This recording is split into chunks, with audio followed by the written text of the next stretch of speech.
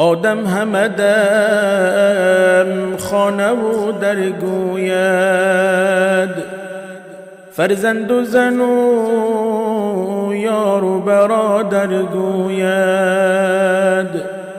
چون نان به لبش رسید اگر بی پرواز، چون جان به لبش رسید مادر گوید.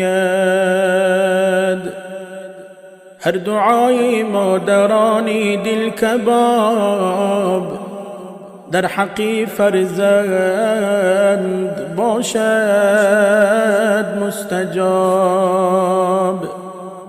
در حدیثی مصطفی دیدم نوشت،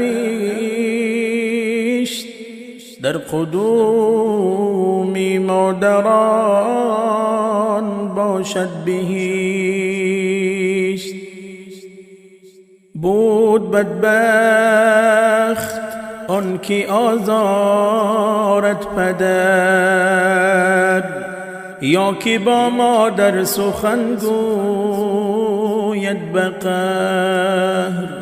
در جهان البته او رسوا شود، هفت دری دوزخ برویش وا شود.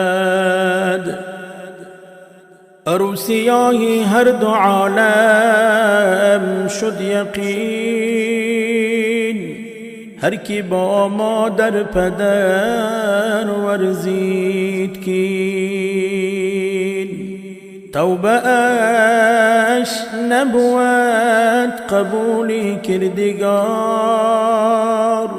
عاقبت شد دشمنی پروردگار. هر آن کس قدر مادر را نداند، همه دنیا به او لعنت بخواند. چو شیرین است و مادر بهر فرزند،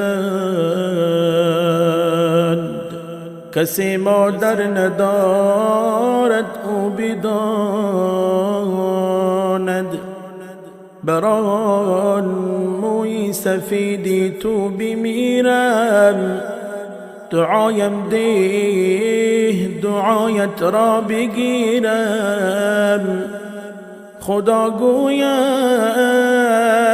نمیرم در غریبی، که من بالای دستانی تو میرم. زر بیابی ولی زرگر نیابی، امیدی رفته را دیگر نیابی. غنیمت دان هر یک حرف مادر، پس از مادر دیگر مادر نیابی. همین امروز می باید رسیدن به قدری مادری غم پروری خود، که تا جامی پشیمانی ننوشی.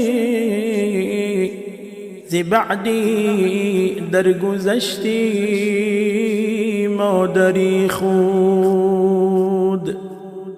مده در زندگی آزاری مادر، که بودی و بگردی زاری مادر. بجا آری اگر تو خدمتش را، ببینی تا ابد آثاری مادر.